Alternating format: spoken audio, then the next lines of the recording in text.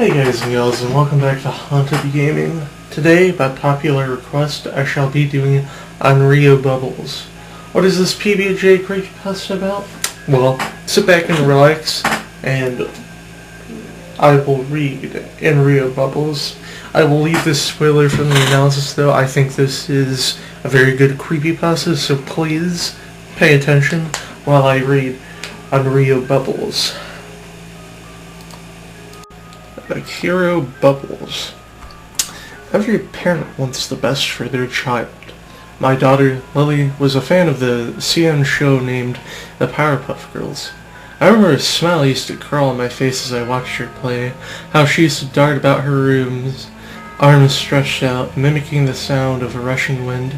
I was aware of how violent the show was, but I knew my darling was smart and knew not to take such a show so seriously into the course of her own actions. Again, I was a parent and had to make sure she was looking up to the right people, or things for that matter. In 2001, it was 2001, and her birthday wasn't too far off. I really wanted to give her something she couldn't forget, real treasure, something she wouldn't expect. So I took my curiosity off of the show to Amazon.com and eBay. The search results appeared promising. There was a trove of children's treasures, but most of the products looked like valuable collectibles or were plushies. Honestly, she's got enough of those things. Then I happened across the image of a DVD case. The casing had this groovy lava lamp effect in black and blue, with a half of Bubbles' head peeking up from the bottom of the case, with her eyes staring out of it. At the top, the traditional Powerpuff logos in pink and black, swerving, bold lettering. Even looks like the box art for a PBG Blossom-themed lava lamp. The weirdest thing is the Japanese text that I just could not read. I translated it and it said evil spirit. I was also curious. And because it was Japanese, it was to be shipped from Japan, meaning it would take a while for postage. So I emailed the person selling it, who replied, "There's just nothing like it," with no signature. Only selling it for a tenner overall, including the shipping. I took the chance to buy it, but I was also wise to check the thing before giving it to my Lily. After all, I only want the best for her. When it arrived, I hid the package in the living room until late at night when my girl had fallen asleep. I took myself down to the living room, made myself some tea, opened my laptop, and removed the packaging. Just as it appeared on the eBay page with no details, just the imagery, not even barcode or hint of credit, the covering was shiny plastic, and as I opened it, I saw a DVD with the same imagery description of Bubbles' half head peeking out from the bottom, and the drawing of Bubbles and the PBG logo are soft, and the DVD is shaped like an oval. What threw me off guard more than anything was the DVD's rating symbol. For some strange reason, although I received it from Japan, it had a BBFC rating of an 18. An 18? Well, no way am I showing this thing to Lily. I checked the back of the account. I checked back on the account on eBay, but the seller's account had been removed. Gone. I was stuck with this thing. Damn! Regarding my own thoughts of the show, I felt it my obligation to judge this thing for myself. How was I supposed to get rid of it without knowing anything about it? Well, the seller did, and it was because of my raging curiosity. Should have just bought her a plushie. I was still puzzled by how I was managed to be given what appeared to be a Japanese title from Japan, but was manufactured in the UK. If they rated the DVD, surely there would have been more copies around, wouldn't there? I concluded that my own pondering, assuming it was a unique product, that there were only this single copy and was perhaps posted to Japan as some form of special gift to whoever, the seller himself maybe? I put the disc into my laptop. I plugged in my headphones and watched as it set itself up. On the title screen I chose Part 2. It came back with a blank start screen, just black and white lettering.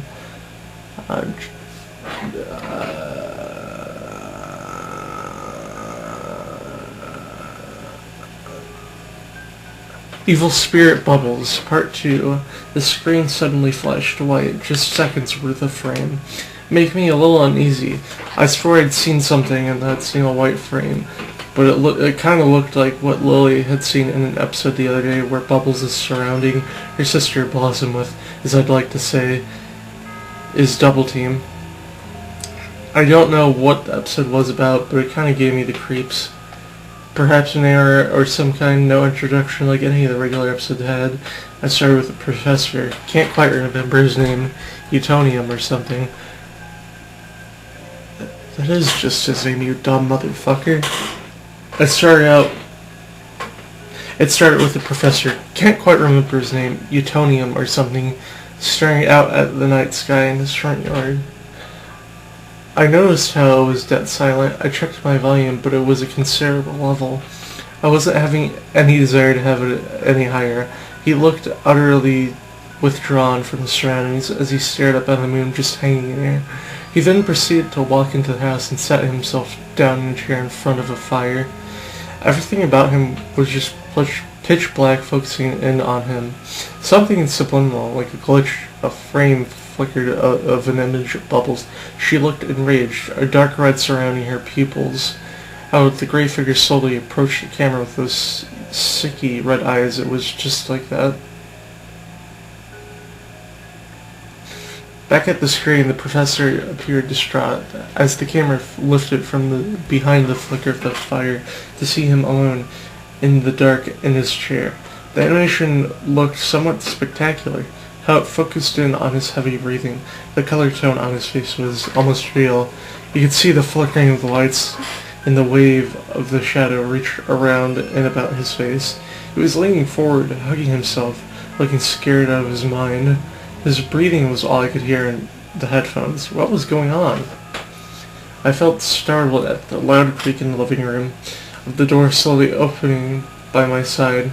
I hoped it not to be Lily for fear of spoiling this for her, but that was why I was watching this to begin with. If it was subtle, with the way that atmosphere was now, I had no wish to hand this to her at all. I felt the draft and relaxed a bit, cursing under my breath. Why had I gone and shut off the lights? I was kind of afraid to move. I resumed watching, and Utonium turned to look up at the stars, gasping, hearing the creak of the door to the girl's bedroom.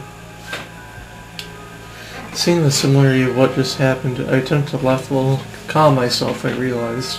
I reached out and pushed the door shut, picked up my tea to drink when I noticed it had gone stone cold, and so quickly, looking back at the screen, Utonium's eyes were bulging, reddening at the sides, his pupils large, swallowing at the whites.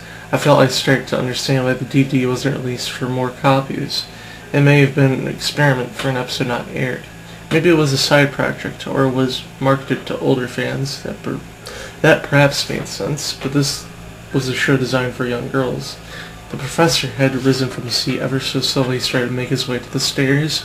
Nails was shot over his shoulder, so you felt like you were walking with him. The stairs seemed so distant, like miles away. Every step he took, the stairs seemed to draw away from him, reeling back into the darkness. A faint figure shot across the screen, in front of him, and he froze. So did I. He span around to face the camera, looking side to side, dripping with sweat.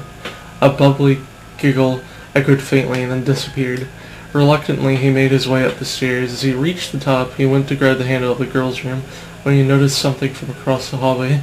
At the end, lurking, there was a short, pitch-black form standing and facing him.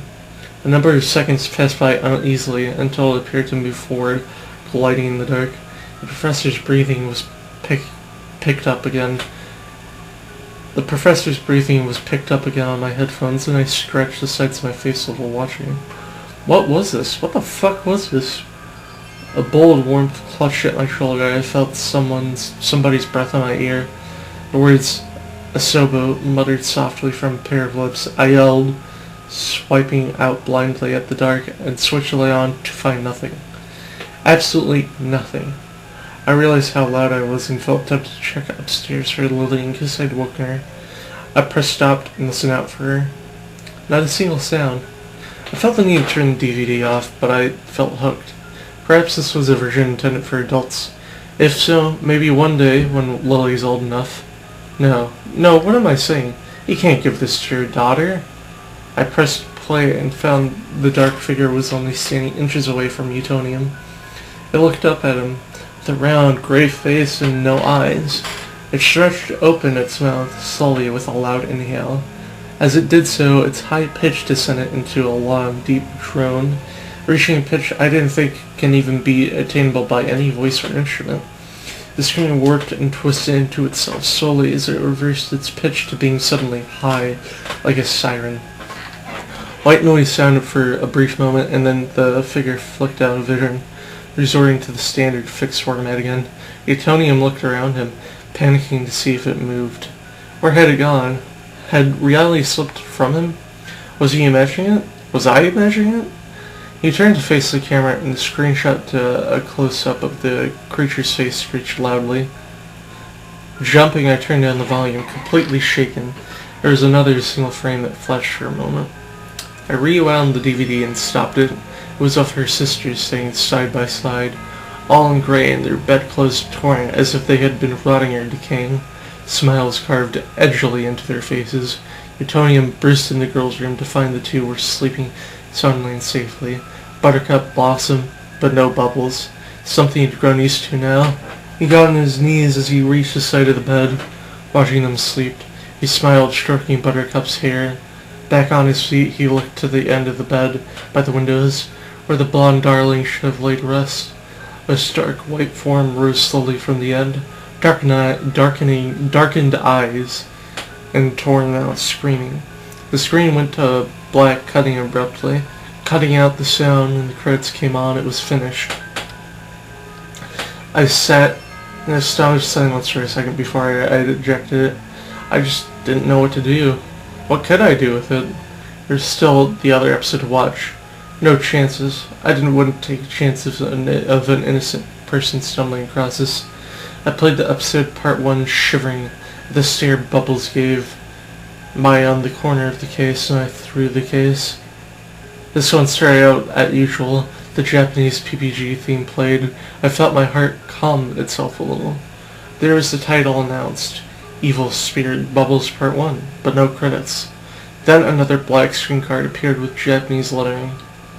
And then in bracketing, play. Loud static and a collection of echoes, sounding industrial, as if recorded in a factory, emerged before the screen went dark again. Utonium was in his lab, and it looked though he was planning another concoction. The girls emerged from behind him, and watched as he took Chemical X and poured the entire contents into the mix. A stern, determined look appearing on his face. The girls, frightened, kept distance as the pot grumbled and smoke rose from the mixture. Utonium stood back, disconcerted, before Bubbles flew over to the dully colored collaboration of gunk in the pot. The smoke and a swirly, curling motion swept across her face and invaded her lips to her throat, so she inhaled it as she floated. In a fixed state of puzzlement, she began to twitch. The light in the living room went out, making me jump. I looked about me, stopping the DVD for a moment. I had to make sure. There, flickering numerous odd frames at her twitches somewhere. Oh my. Just unlike anything I'd seen. Most of the images were of the villains, displayed in a realistic fashion that the girls occasionally fought in the series, like Mojo Jojo, him, and Fuzzy Lumpkins. For all I know, some appeared mangled, deranged, or shockingly enough, dead. There's just nothing like it. It went silent again. There was static on the screen until it flickered back to Bubbles, staring at the screen with red eyes. Her color switched gray. The soundtrack begun again, and in reverse, she shot out through the ceiling. The girls didn't follow her, but stared out at the hole she made in the ceiling. I'll never forget this. The next shot was of their teacher, in the classroom at the desk. She looked towards the door Bubbles had entered.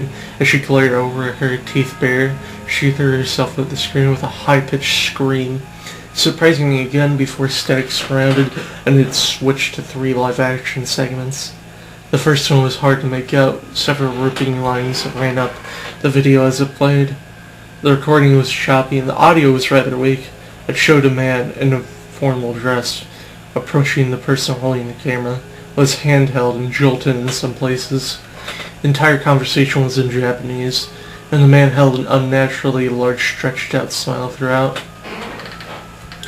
His eyes contained greed and an indication of loathing, directed towards the camera.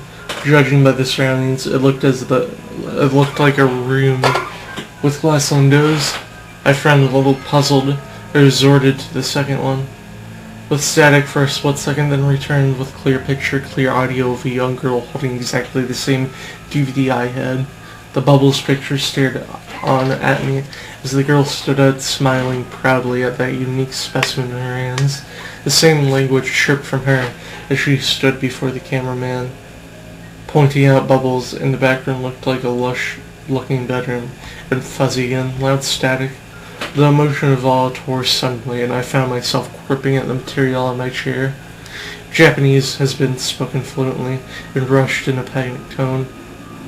As the shaking movements of the camera stopped on the third and final segment, as it focused on a classroom with Japanese children, wailing and sobbing as they scrambled into the corner of a room. Desperation and horror hanging in the sound and sensation of it all. My heart just pounded like a jackhammer, especially when I heard the blubbering of the cameraman. It was trembling. A small figure stood at the other end of the room, desired, dressed in a robe of gray, hiding itself from vision.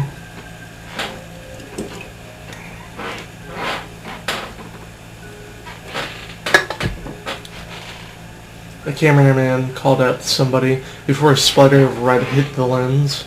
The man bellowed, expressing grief, and further sobbing. The children screamed, and the focus died as the camera flung itself back and forth along the hall, indicating the man running, the children following behind him with piercing yells. More blood hit the lens before it resorted to static, and the cartoon returned on the screen.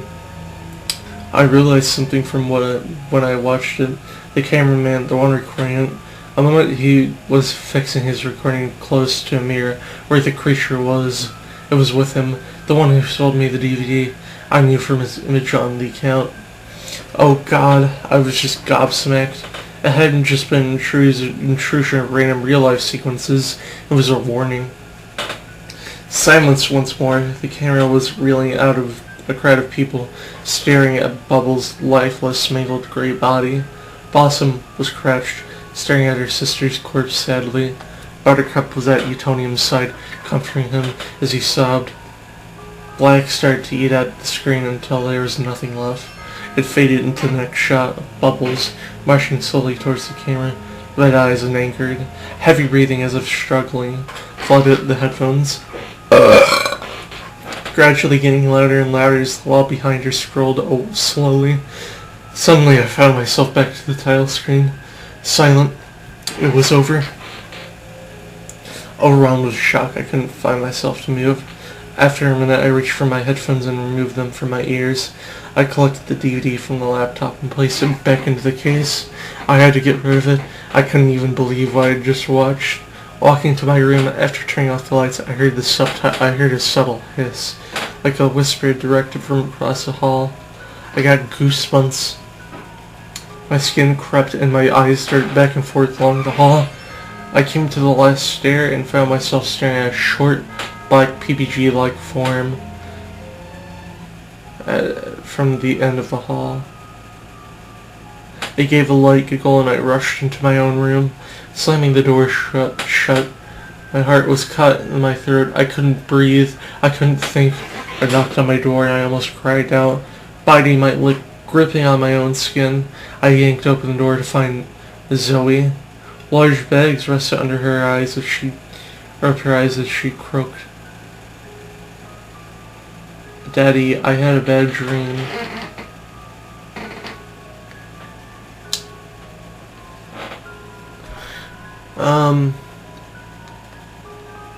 There is another ending on this passage, so I'm gonna read it. Yeah, this is apparently the original ending. I got goosebumps. Okay, yeah, this is apparently the original ending. I'm gonna read it. I got goosebumps. My skin crept, and my eyes started back and forth along the hall. I came to the last stair and found myself staring at a short, black, PGG-like form from the end of the hall. It gave a light giggle and I rushed into my own room, slamming the door shut. My heart was caught in my throat. I couldn't breathe, I couldn't think. It knocked on my door. I almost cried out, biting my lip, gripping my own skin. I needed to open the door to find a Powerpuff Girls. Its eyes were red as she croaked. Hello. Then I woke up. I was terrified. Thank God it was a dream, I said calmly. I go downstairs and looked inside the package. There was a plushie of Bubbles. That trickster, I said, annoyed. I live normally, Ian. So next time, if your son or daughter are a fan of PPG, be careful when you are buying. Yeah. That was that, gamers. So yeah, that was really good.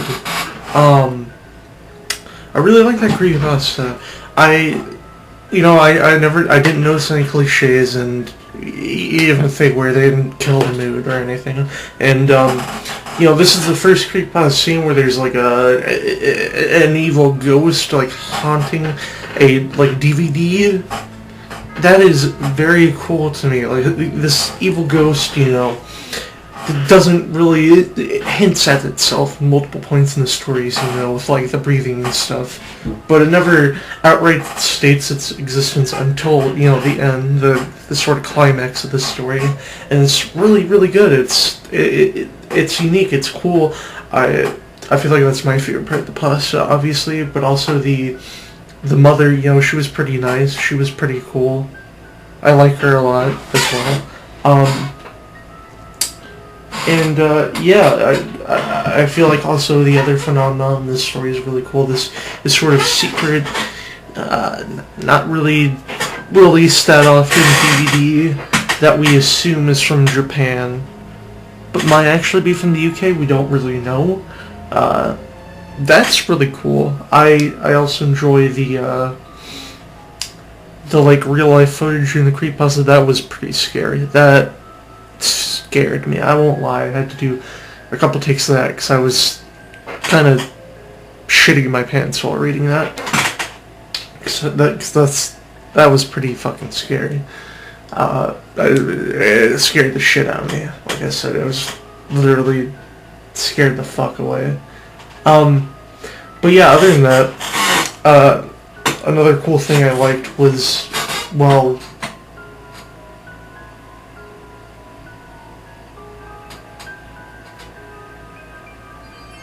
how like the daughter thought, had a dream that we can assume was the Powerpuff Girls DVD. That's kind of neat. The daughter and the mother experiencing the thing at the same time. That's cool. I like that. That's interesting. Some sort of bloodline connection. Maybe because we're related by blood, they experience this creepy spirit in different ways. The mother by this visual medium, the child by like a dream that they had that wasn't shown, but we can assume due to what she says. That is pretty neat. I personally prefer the new ending that we got, but I want to see what you guys not only think of this creepypasta in the comments, but which ending you prefer. I want to see that. I think that would be cool to hear your guys' opinions. I also just want to hear your opinions on literally anything. Please, comment below. Put something in the comments. I would like that. Maybe, put what you think of this story in the comments below. I would like that. What do you think of this video in the comments below? I'd like that. Once again, put down below which ending you prefer down there in the below in the comments section. I would like that.